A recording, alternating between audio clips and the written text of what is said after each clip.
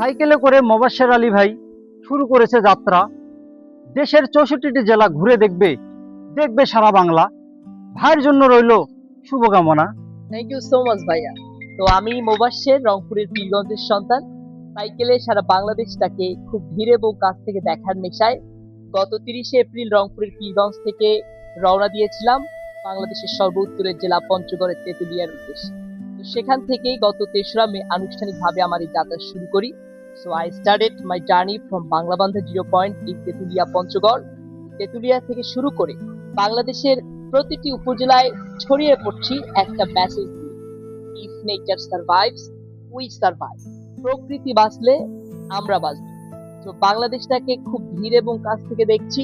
ছোটবেলায় একটা কবিতা পড়েছিলাম আমাদের জাতীয় কবি কাজী নজরুল ইসলামের, সংকল্প কবিতা, থাকবো নাকো বদ্ধ ঘরে, দেখবো এবার জগৎটাকে।